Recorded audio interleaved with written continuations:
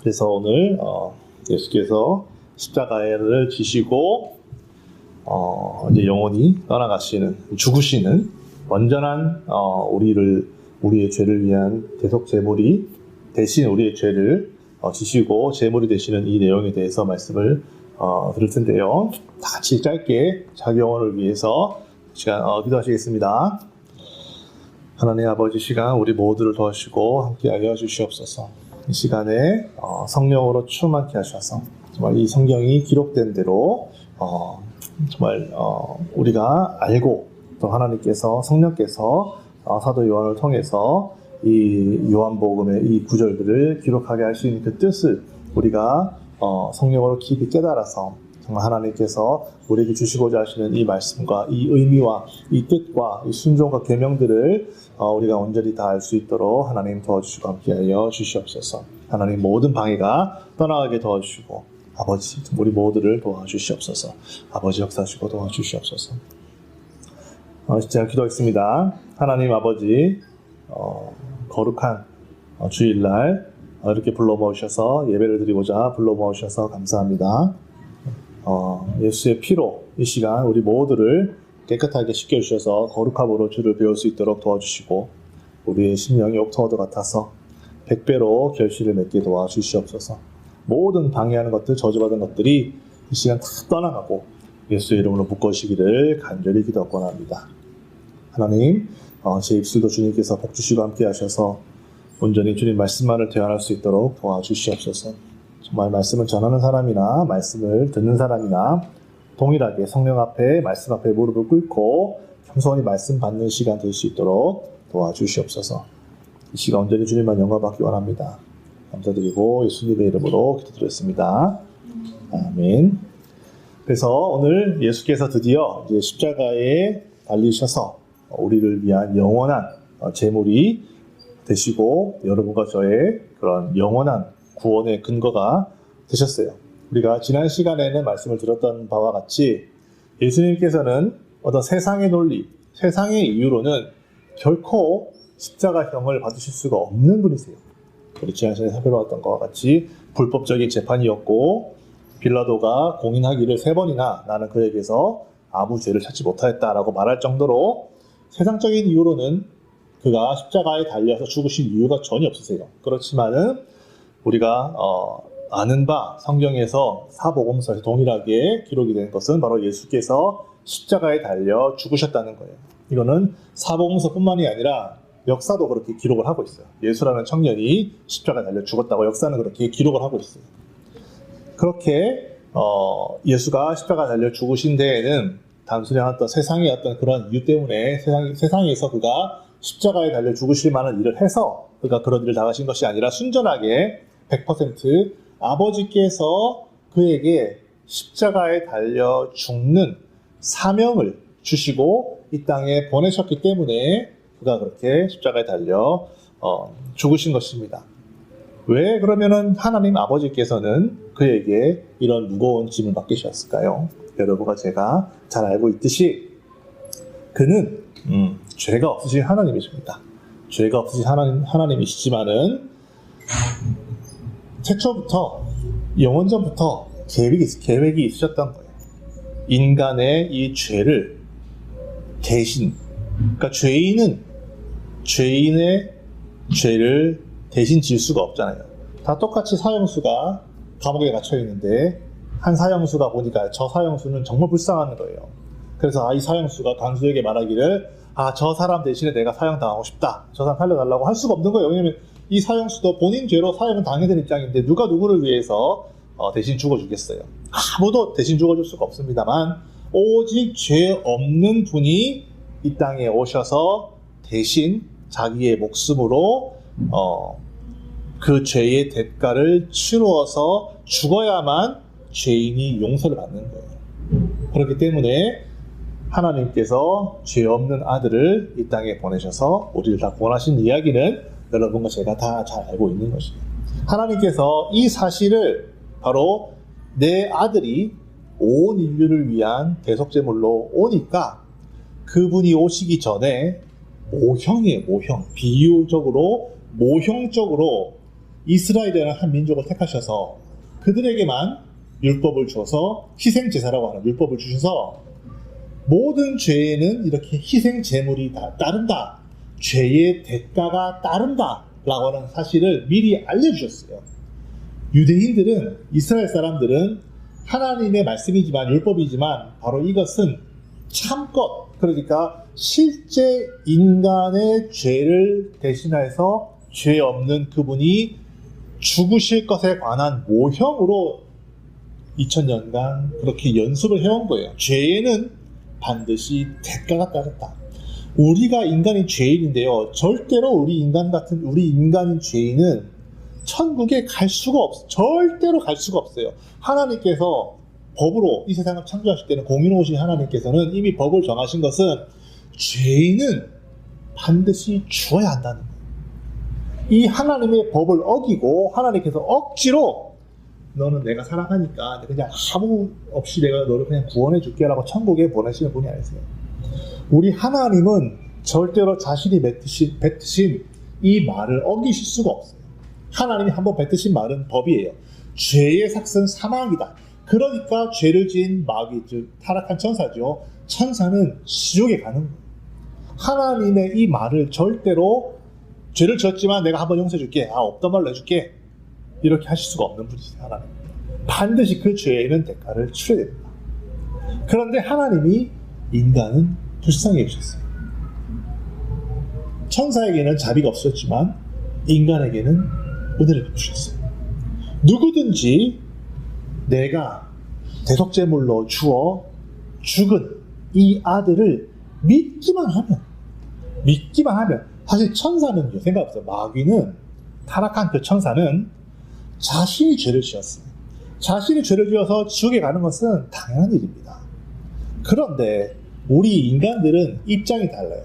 아담과 하와 이래로부터 태어나는 모든 인간들은 죄를 지어서 죄인이 되는 것이 아니고, 죄의 습성을 유전받기 때문에 죄를 짓고 싶지 않아도 죄를 지을 수밖에 없는 그런 존재로 태어나게 됐어요. 흙탕물 속에 살면서 고고한 한 마리 합체를 할 수가 없다 이거예요. 그렇기 때문에 하나님은 우리 인간을 불쌍히 여기셨어요. 하나님 아버지는 인간을 불쌍히 여기셨어요. 그래서 죄 없는 아들을 이 땅에 보내셔서 그렇게 십자가에 참혹하게 달려서 죽이실 수밖에 없는 거예요. 왜냐하면 죄에는 그런 참혹한 대가가 따른다는 거예요. 죄는 반드시 처벌받아야 되고, 죄는 반드시 그 대가를 치러야 됩니다. 이게 바로 성경적 법칙이에요. 요즘 들어 세상 사람들이 죄를 죄로 여기지 아니하고, 죄를 마치 어떤 다양성의 이름으로, 어떤 특징의 차이로서, 또 자비, 양선, 이런 식으로 생각을 해서 그냥 조그마한 죄 정도는 눈 감아주자라는 식의 어떤 그런 죄를 물타기를 하고, 그 죄에 대한 처벌을 물타기를 하는 어떤 그런 분위기가 있어요. 하지만 성경은 그렇게 말하고 있잖아요. 다른 누군가가 그 죄의 대가를 치를지언정 죄는 죄인 거예요. 죄는 죄라는 것이죠. 그래서 예수님께서 이 땅에 오셔가지고 아버지의 뜻대로 우리가 받아야 될 그런 지옥의 판결, 우리가 받아야만 하는 그 지옥의 그 참혹한 판결을 그가 대신 지시고, 여기 성경에 보시면 비유적인 표현이라기보다는 이것을 의미적으로 보여주는 것이 십자가에 달려서 그 신포도주를 입에 대셨다라고, 신포도주를 받으셨다라는 거. 신포도주라고 하는 것은 그런 저주와 그 죄의 대가의 어떤 비유적인 표현이에요. 그러니까 신포도주를 받으시고, 그러니까 저주를 받으셨단 말이죠. 저주를 받으시고 다 이루었다라고 하시고 그가 이제 죽으신 거예요. 그러니까 저주받아서 죽는 그 일을 여러분과 저를 대신해서 받으신 거예요. 그래서 아버지는 누구든지 내 사랑하는 내 아들이 너희들의 죄 때문에 대신 죽었다라는 사실을 믿기만 하면은 여러분과 제가 받아야 될 그 지옥의 그 참혹한 판결을 대신 이 내 아들이 받은 걸로, 내가 그래서 이미 내 아들이 대신 받았다는 그 사실을 믿기만 하면 너희들은 그 죄를 대신 받은 걸로 해서 천국으로 보내주겠다, 죄를 사하여 주겠다라고 하나님께서 그렇게 정하신, 이게 바로 여러분과 제가 잘 아는 복음입니다. 그런데 오늘 우리가 이 아버지의 마음에 대해서 우리가 말씀 듣고자 하는 이유는 우리가 한번 생각해 보자는 것입니다. 자, 죄인이 있는데요. 여러분과 저 같은 죄인이 있는데 죄를 용서함을 받았어요. 다른 누군가가 죄를 대신 치러가지고 빚이 있다면 그 빚을 대신 갚아주든지 아니면 무슨 뭐 형벌을 받아야 되는데 그 형벌을 다른 누군가가 대신 받아서 나는 그 죄의 대가로부터 자유로워졌어요. 그러면 죄 사함을 받은 사람입니다.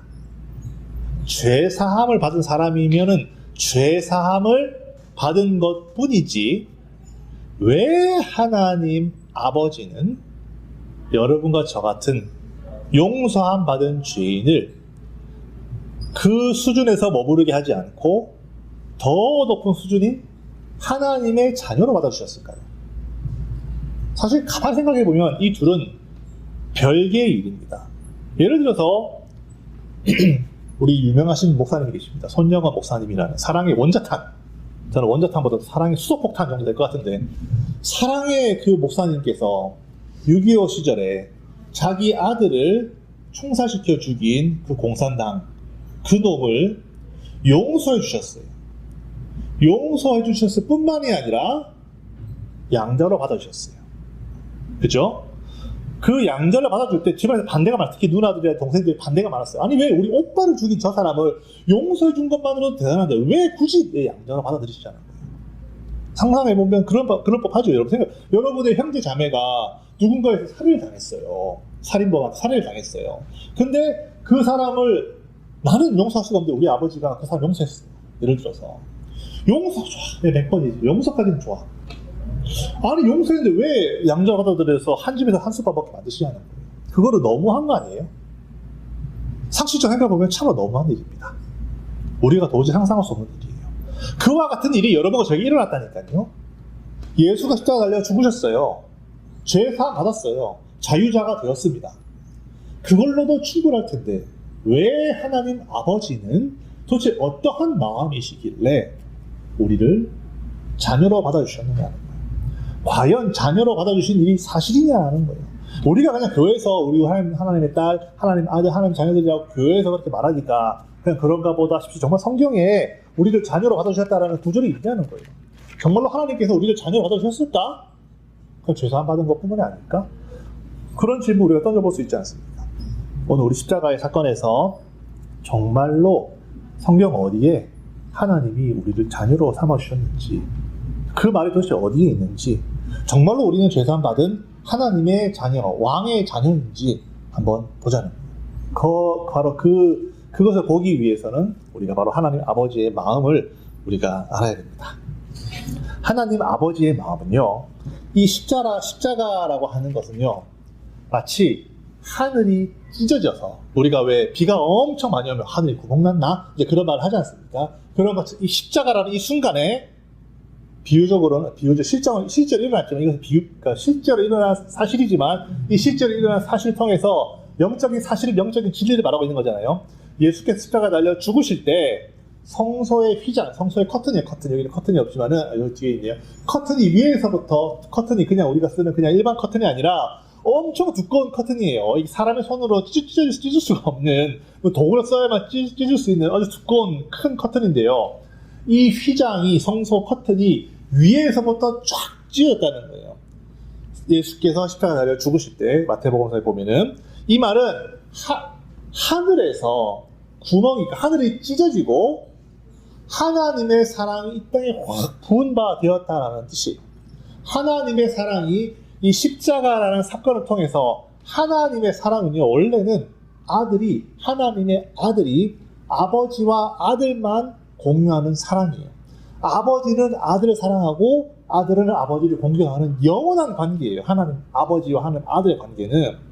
그런데 이 사랑이 십자가로 말미암아 하늘이 찢어지고, 그 사랑이 이제는 모든 인류들에게 다 퍼져서 누구라도 이제는 하나님을 아버지라고 부를 수 있는, 내 예수를 믿기만 하면, 예수를 통하여 예수의 이름으로만 나아가면 하나님 그 절대적인 그분을 내 아버지라고 부를 수 있는 기회가 비로소 십자가를 통해서 열린 거예요. 예수께서 십자가에 달려서 그 육체를 찢으심으로써 그 사랑이 이제는 많은 인류에게 다 퍼져나가게 된 거예요. 그래서 십자가는 하나님 아버지의 사랑이 이 땅에 홍수처럼 막 밀려 들어오는 바로 그 통로가 된 것이지요.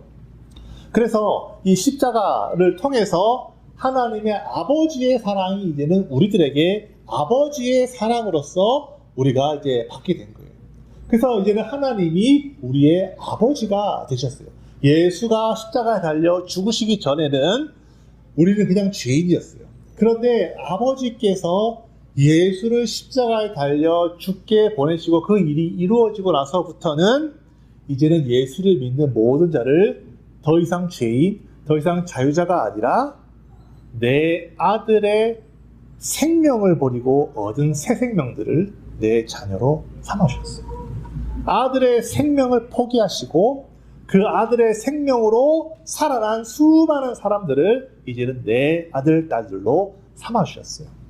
이게 바로 아버지의 마음이에요. 아버지의 마음.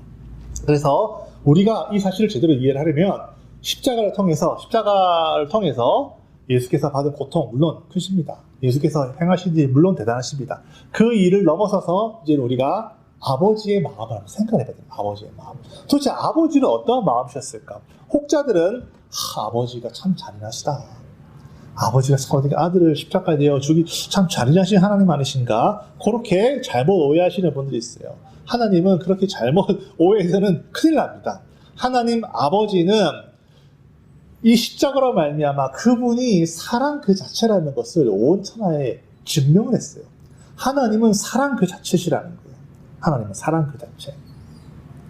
하나님은요, 저도 이제 축도를 하지만은, 저도 좀 부끄러운 얘기지만, 예수를 믿고 한동안은요, 하나님이 사랑이시라는 사실에 대해서, 사실은, 물론 뭐 그렇게 믿었죠. 믿고 알지만은, 하나님이 정말로 사랑이실까? 특히 축도에서 보면요, 극진하신 하나님의 사랑과 예수 그리스도의 은혜와 이렇게 기도하거든요. 그러니까 왜 하나님 아버지의 사랑이라 그러지? 극진하신 아버지의 사랑과 예수 그리스도의 은혜와. 이상하다. 십자가에 달려 죽으신 것은 예수님인데 그럼 예수님의 사랑이 더 큰 건 아닌가? 제가 그렇게 생각을 한 적이 있었어요.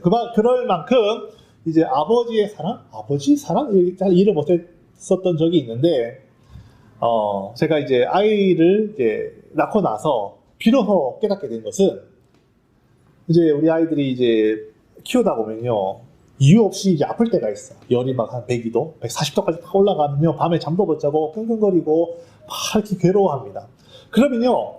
실상 병에 걸려 괴로워하는 것은 아들, 딸이지만 그것을 보고 있는 부모의 마음은 아픈 것보다 몇 값절은 더 아픈 것 같아요. 여러분.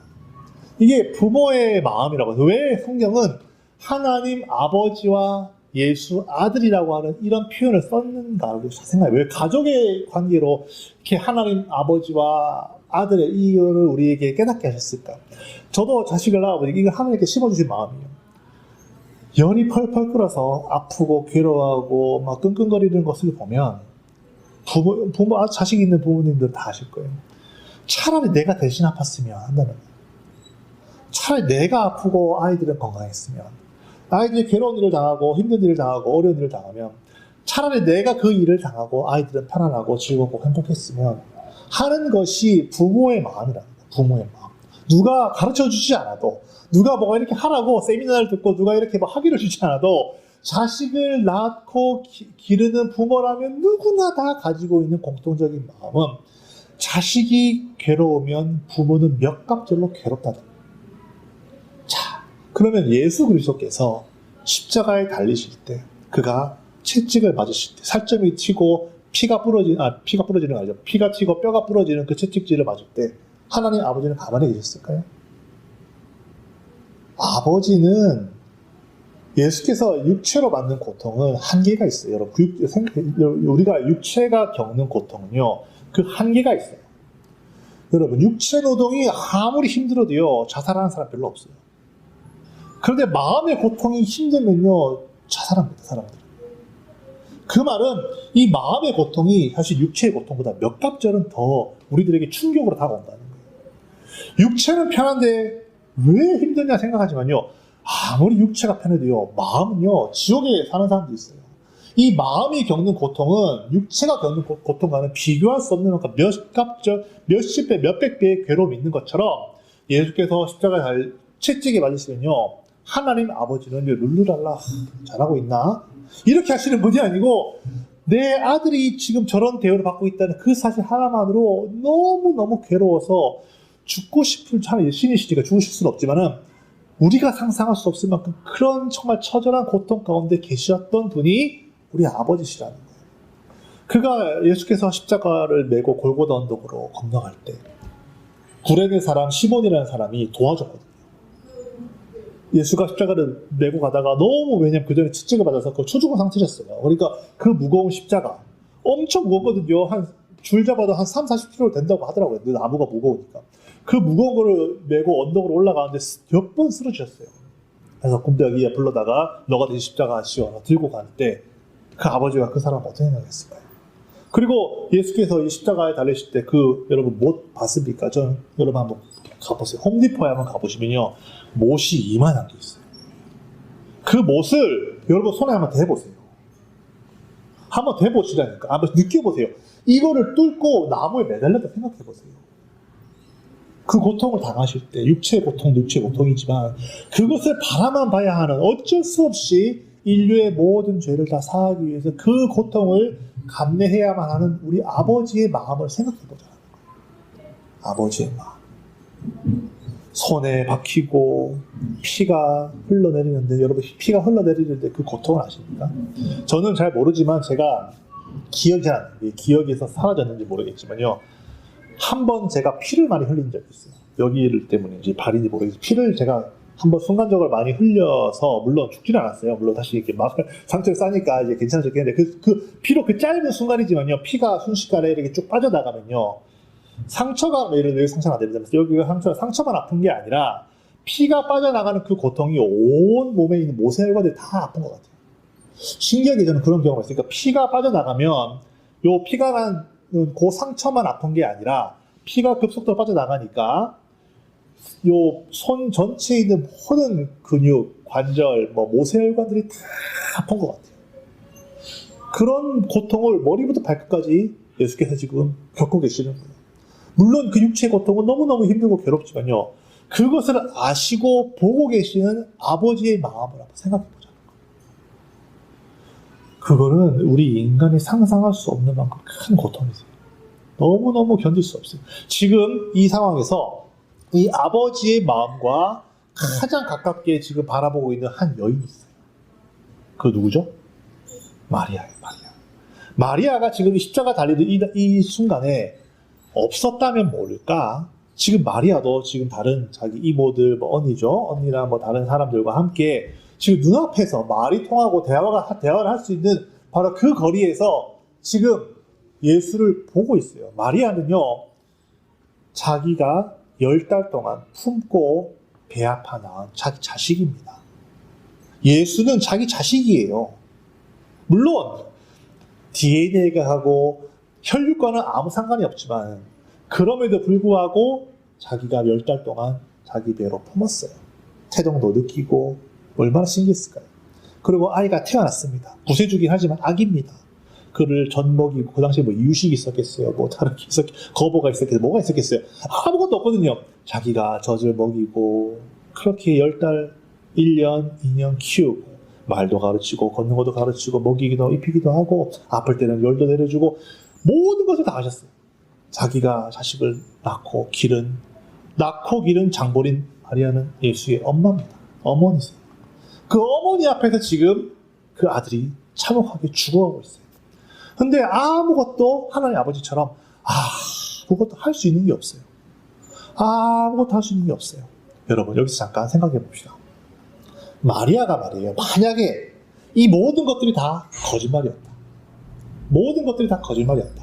예를 들어서 마리아가 정말로 로마 병사에게 그런 썰이 있어요. 로마 병사에게 몹쓸 짓을 당해가지고 어쩔 수 없이 임신을 했다라든지, 아니면은 결혼 전에 요셉하고 결혼하기 전에 어떤 그런 다른 어떤 관계를 통해서 임신을 했어요. 근데 그 당시에 율법에 따르면 처녀가 애를 임신을 하면요, 돌로 쳐 죽게 된다. 그 사실을 가리기 위해서 그런 부끄럽고 죽을 그런 어떤 공포를 내가 가리기 위해서 내 아이는 그냥 아이가 아니고 하나님 아들입니다. 이렇게 거짓말을 했다고 생각해 봅시다. 가정해보자, 가정. 그렇게 거짓말을 했어요. 그렇게 해서 10달 동안 무사히 애를 낳았습니다. 낳았으니까 너야 서교 사람들이 야 너 마리아가 말한 너 하나님 아들이라며 성령으로 잉태했다며 하나님 아들이 하나님 아들 마리아 그 아들에게 하나님 아들. 그런데 신기하게 예수가 그걸 믿었어. 가정해보자는 거예요, 가정. 그래서 믿어가지고 난 정말로 하나님 아들이구나. 그래가지고 30살부터 막 돌아다니면서 이적도 이렇게 했어요. 그런데 그 예수가 지금 내 눈앞에서 십자가에 달려 참혹하게 피를 철철 흘리면서 죽어가고 있습니다. 세상에 어느 부모가 진짜로 만약에 진짜 이 사람이 죄를 지어서 내 아들이 내 딸이 지금 죽어간다 하더라도 정상적인 부모의 마음은 차라리 나를 죽이고 이 아이를 살려달라고 하는 것이 정상적인 부모의 마음입니다. 차라리 내가 죽고 이 아이를 살려주세요라고 말하는 것이 맞다. 그런데 마리아가 예를 들어서 자기의 부정을, 자기의 그런 나쁜 것들을 가리기 위해서 거짓말을 했어요. 하나님 아들이라고 거짓말했단 말이에요. 그런데 그 사실 때문에 지금 내 아들이 눈앞에서 지금 죽어가고 있어요. 참혹한 형벌 당해 죽어가고 있습니다. 그러면 이제는 마리아가 뭘 더 가리겠어요? 차라리 나를 죽이고 내가 거짓말을 해서 내가 정말로 없는데 내가 없는 사실을 만들어가지고 내 아들을 하나님 아들로 꾸며가지고 지금 이 아이가 나 때문에 지금 이렇게 거짓말 해가지고 말이야 하나님 아들이라고 자기 속은 것 뿐이에요. 이 아이는 잘못이 없어요. 차라리 나를 십자가에 달고 이 아이를 살려달라고 말하는 것이 마리아의 정상적인 부모라면, 정상적인 엄마라면 그렇게 말을 해야 됩니다. 모든 자식을 가진 부모님들은 이 사실에 동의할 거예요. 그렇지, 그렇게만 해야지. 그런데 마리아는 정말 할 말이 없는 거예요. 왜냐하면 성령으로 잉태해서 낳은 하나님 아들이 맞기 때문에 할 말은 없는데 내 자식은 내 배 아파 낳은 내 자식은 지금 죽어가고 있으니 그거를 감당할 수가 없는 거예요. 너무너무 괴롭고 견디기 힘든 상황인 거예요. 마리아는 이렇게 처절하게 마리아는 전도하고 있는 거예요. 전도. 이 아이는 나의 부정으로 인해서 태어난 아이가 아닌 진짜 성령으로 잉태한 하나님의 아들이라는 것을 지금 눈물을 쏟고 있지만 전도하고 있는 거예요. 이런 마리아의 전도를 바라보고도 사람들은 믿지 않으면 저도 할 말이 없어요. 사실 마리아는 성경에 그런 말이 있거든요. 남방 여왕이 그 솔로몬, 하나님께로부터 온 솔로몬의 지혜를 얻기 위해서 많은 재물을 끌고 남방, 아프리카 중반부에 있는 나라에서부터 이스라엘까지 올라왔어요. 솔로몬의 지혜를 듣기 위해서 남방에서부터 여왕이 그렇게 많은 재물을 끌고 와서 그 지혜를, 하나님께로부터 지혜를 듣고자 하였는데 솔로몬보다 더 큰 이가 여기에 있는데 듣지 않은 자의 심판은 더 크다라고 예수께서 그렇게 말씀하신 것처럼 이 마리아 정말 간장이 자신의 그 온갖 오정육부가 다 타들어가고 다 녹아내리는 것 같은 그런 고통 가운데서도 지금 예수 앞에서 지금 담담한 건 아니겠지만 눈물을 펑펑 흘리고 있는 이 전도를 받아들이지 않는다는 말은 참 자식을 가지는 부모로서는 사실 저는 잘 이해가 가지 않아요. 어쨌든 간에 지금 이 마리아는 하나님의 마음에 가장 근접하게 계세요. 왜냐하면은 하나님 아버지도 내가 이 사랑하는 아들 정말 십자가에 못 박힐 때 그 고통, 정말 죽어갈 때 그 고통 하나님 아버지 다 아세요. 다 알지만 어찌할 수가 없는 거예요. 왜냐하면 모든 인류를 다 구원하기 위해서는 아버지라도 고통 가운데 계실 수밖에 없는 이 상황이 있는 것이죠. 이 모든 고통이 다 끝난 건 아니지만 예수가 드디어 십자가에 달려서 다 이루었다 말씀하시고 죽으셨어요. 운명하셨어요. 그러니까 영혼이 떠나갔어요. 육체와 영혼이 분리가 되었어요. 이제 아들은 죽은 것이에요. 죽음을 맛보셨어요. 이 아들을 보고 믿는 사람들이 나오기 시작했어요. 이후에 이제 아리마대 요셉이라는 사람이 있어요. 이 사람은 산헤드린 공회원이에요. 아주 사회적으로 지위가 높고 아주 한번 이 산해드린 여기 회원에서부터 공회의원으로부터 떨어져 나가면은 잃을 것이 너무나도 많은 사람이에요. 그래서 이전까지는 예수를 믿으면서도 예수를 정말 구세주라고 인정을 하면서도 그리스도라고 인정하면서도 밝히 드러내지 않았어요. 그런데 예수가 죽는 것을 보고 이제 자신을 드러내기 시작했어요. 신기하죠? 차라리 살아있을 때 그가 이적을 행하고 죽은 자 살려내고 눈 먼저 뜨게 할 때 나도 예수 따르는 사람이야 라고 말하지 않았어요. 그 사람은. 그런데 예수가 죽자마자 하나님 아들의 목숨이 끊어지자마자 밝히게 드러내고 이 예수의 시체를 달라고 당당하게 요구했어요. 사람들이 깜짝 놀랐죠. 저 사람 뭐 예수 따르는 사람이었어? 아니 예수의 시체를 달라고.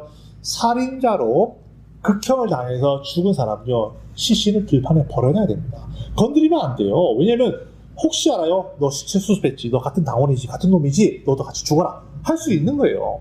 그래서 그렇게 극형을 당하고 살인자들 시체는 그냥 들판에 버려놓는 거 새가 먹을 수 있도록. 그런데 당당하게 거기서 나 예수 따르는 사람이다 라고 드러낼 수 있는 그런 믿음의 사람은 많지 않아요. 그런데 그렇게 높은 지위에 있는 아리마대 요셉도 당당하게 예수의 시체를 달라고 요구하고 그 시체를 자기가 죽으면 들어가려고 했던 무덤 속에 잘 넣습니다. 만천하에 나는 예수 믿는 사람이라고 공개하는 거예요. 우리 집에 교회를 세우는 거랑 똑같은 거예요. 내 무덤에 예수의 시체를 장사 지르겠다는 거예요. 이렇게 예수의 죽음으로 말미암아 생명을 얻는 사람들이 하나 둘씩 나타나는 거예요. 예수의 죽음으로 말미암아 생명을 얻는, 예수의 죽음으로 생명을 얻고 다시 태어나는 사람들이 하나 둘 셋 넷 열 만 천만 생기는 거예요. 이런 사람들이 바로 하나님께서 이런 사람들이 나의 아들의 죽음으로 새로 태어난 사람이라고 우리를 자녀 삼아 주셨어요. 그 일을 예수께서 지금 오늘 우리 읽었던 본문에서 비유적으로 말씀하시는 거예요. 자, 오늘 우리 말씀에 보면은 예수께서 자기의 어머니와 26절에 사랑하시는 제자가 곁에 서 있는 것을 보여요. 여기 사랑하시는 제자는 요한입니다. 사도 요한이에요. 그러니까 마리아, 예수의 어머니 마리아가 있고 요한이 같이 서 있는 거예요. 지금 십자가 달려 죽기 일부 직전입니다. 그렇지만은 온 힘을 다해서 예수께서는 지금 마지막 이야기를 하시는 거예요. 사도 요한에게 어머니를 맡기세요.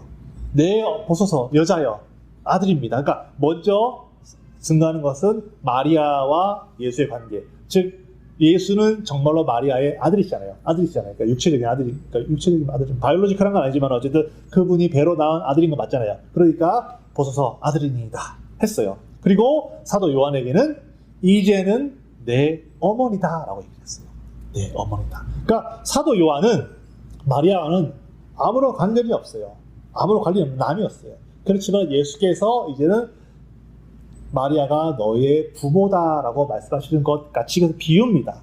이것은 비유예요. 비유지만은 영적인 진리를 담고 있는 것은 지금 마리아는 하나님 아버지하고의 마음이 가장 가까우신 분이세요. 그러니까 그 당시에는 그러니까 하나님 아버지를 대변하는 분이라고 생각하시면 돼요. 그러니까 하나님 아버지와 아들의 관계였지만 이제는 사도 요한아, 그러니까 사도 요한은 예수의 죽음으로 예수를 믿게 되는 모든 믿는 자들을 대표하는 것이죠. 그러니까 예수를 죽음으로 말미암아 예수를 믿는 모든 자들에게 마리아로 대변되는 하나님의 아버지, 하나님 아버지, 그분이 이제는 너의 아버지다라고 그렇게 이제 영적인 진리를 비유적으로 말씀하고 계십니다. 그러니까 사도 요한이 내 어머니, 사도 요한 보고 이분이 네 어머니다라고 말씀하시는 것은 사도 요한처럼 사도 요한으로 대변되는 모든 교회가 예수의 죽음으로 탄생되는 모든 교회가 이제는 마리아로 대변되는 하나님 아버지를 아버지라고 부를 수 있게 된다라는 그런 뜻이에요. 하나님 아버지는 지금 예수의 죽음으로 말미암아 그 마음이 천갈래 만갈래 찢어지는 고통 가운데 계셨어요. 그런 고통을 통해서 산고의 고통이라고 그러죠. 그런 산고의 고통을 통해서 하나님 아버지가 교회를 낳으셨어요. 예수도 물론 십자가에서 고통을 당하셨지만 예수 그리스도만 당하신 것이 아니라 하나님 아버지가 직접 그 모든 고통을 다 겪으셨어요. 육체로 겪는 그 고통보다 훨씬 더 뛰어넘는 모든 그 고통을 겪고 교회가 이 땅에 태어났다는 거예요. 이 교회는 그냥 용서받은 죄인의 반열에 있는 것이 아니에요. 하나님 아버지께서 산고로 내가 레이버를 해가지고 내 자식이라는 거예요. 아버지가 낳은 자식이라는 거예요. 그러니까 하나님의 가장 기쁜 것도 알고 계시는 성령을 교회로 보내주셔서 성령께서 교회를 다스리게 하신다는 거예요. 왜냐하면 내가 낳은 내 자식이라는 거예요. 특별한 가정교사, 아주 특별한 가정교사인 성령을 교회들에게 보내주셔서 교회로 성령에 순종하게 만드셨다는 거예요. 왜? 아들의 신분이 아니고서는 절대로 받을 수 없는 놀라운 특혜를 지금 여러분과 제가 누리고 있는 거예요. 바로 하나님을 아버지라고 부를 수 있는 그 아버지의 사랑이 우리 가운데 부음받았어요. 그래서 이거를 우리가 로마서 5장에 이렇게 얘기를 하고 있어요. 로마서 5장에 우리 말씀을 좀 보고 읽었으면 좋겠는데요. 로마서 5장 8절 우리가 아직 죄인 되었을 때에 그리스도께서 우리를 위하여 죽으심으로 하나님께서 우리에 대한 자기의 사랑을 확증하셨다. 로마서 5장 8절에 예수께서 우리가 아직 죄인 되었을 때, 용서받기도 전에 죄인이었을 때, 하나님 원수였을 때 십자가에 달려 이미 그가 죽으심으로 아버지의 명령에 순종하심으로 죽으심으로 하나님, 즉 하나님 아버지의 우리를 향한 사랑을 확증하셨다는 거예요. 하나님 아버지는 이제는 우리를 사랑하신다는 거예요. 그 사랑을 증명으로 이미 보이셨다는 거예요. 이 세상에 그 어떠한 신이 인간을 사랑한다라고 확증한 신은 종교는 단 하나도 없습니다. 오직 예수 그리스도의 하나님 아버지만 인간을 사랑한다라고 확증, prove, 증명하셨어요. 부처가 인간 사랑한다고 증명한 거 보셨습니까? 조로아스트교는 아니면 피라미드에 있는 그 수많은 그리스 로마 신은 이 세상에 수많은 신들의 이야기가 있지만요. 그런 신들은 있고 없고를 떠나서 인간을 사랑한다라고 증명한 이야기는 단 한 건도 없습니다. 인류 역사, 문명이 시작된 이래로 문자가 발명된 이래로 역사가 기록된 이래로 6천년, 7천년 되는데요. 6, 7천년 동안 그 어떠한 수많은 신들의 이야기가 나왔지만요. 인간을 사랑해서 직접 그 고통을 다 감내한 신의 이야기는요. 단 한 건밖에 없어요. 바로 성경에서 말하는 우리 하나님밖에 없어요. 우리 하나님만 인간을 사랑하세요. 오직 우리 하나님만 그래서 아버지와 자녀의 그 관계를 통해서 그 관계를 알기를 원하세요. 하나님은 여러분과 저를 너무나도 사랑하셔서 아낌없이 모든 걸 주시고자 하시는 분이세요. 그래서 로마서 8장 32절에 이렇게 말하고 있습니다. 31절부터 볼까요? 그런즉 이 일에 대하여 우리가 무슨 말을 하리요? 만일 하나님이 우리를 위하시면 누가 우리를 대적하리요? 자기 아들을 아끼지 아니하시고 우리 모든 사람들을 위하여 내주신 이가 어찌 그 아들과 함께 모든 것을 우리에게 주시지 아니하겠느냐라고 상식선에서 한번 생각을 해보라는 거예요. 가장 소중한 아들도 그 사명을 주어서 우리들에게 십자가로 주어서 우리를 용서해 주시고 받아주셨는데 아니 가장 아들 생각해보세요. 아들 가난해 주면서 아들이 너 좋아하는 장난감을 안 주신다? 이거는 상식선에서도 이해할 수가 없는 하는 거예요. 우리 하나님께 하나님이 우리 사랑한다는 것을 우리 이제 더 이상 의심하지 맙시다. 하나님이 이미 아들을 통해서 아들의 생명을 우리들에게 주셨다는 말은 하나님은 우리에게 단 하나도 아끼실 것이 없고 하나도 가리시는 것이 없고 우리가 원하고 구하고 하나님 뜻에 맡기만 한다면 그 어떠한 것도 아끼지 아니하고 우리 생각과 우리 상상에 넘치도록 능히 풍성하게 우리를 사랑하셔서 모든 것을 다 내어주시는 분이 바로 우리 하나님 아버지시라는 거예요. 우리 하나님 아버지시라는 거예요. 하나님을 여러분 절대로 오해하지 마세요. 하나님이 무슨 아들을 죽이는 잔인하신 하나님이라고 나는 그렇게 말하고 그렇게 생각하는 사람은 나중에 어떠한 심판을 받기를 지금 바라고 그런 무서운 말을 하는지 저는 참 이해가 가지 않아요. 우리 하나님 아버지는요 이를 악물고 제가 생각해도 이를 악물고 십자가의 사건을 참으셨어요. 그래서 이 아들을 공경하는 사람을 이 아들을 높이는 자를 나도 그를 높여주겠다라고 분명히 성경은 그렇게 말을 하고 있어요. 하나님은 십자가를 통해서 여러분과 저를 자녀로 삼아주셨어요. 이제는 우리가 하나님을 아버지라고 부를 수가 있게 되었어요.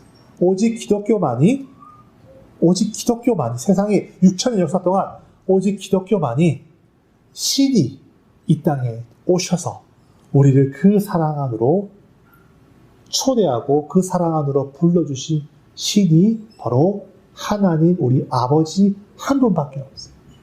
그래서 하나 사랑하시는 하나님의 사랑받은 우리 성도님들, 저도 그렇고요. 부디 이 하나님 아버지의 이 크신 사랑을 정말 이 땅에서 풍성하게 누리면서 아들을 내어주신 이가 무엇이든 우리에게 아끼시겠냐고 성경에서는 분명히 말을 하고 있어요. 그러니까 이 아버지의 사랑을 정말 풍성히 충만히 누리시는 여러분과 저와 되기를 예수의 이름으로 축원합니다.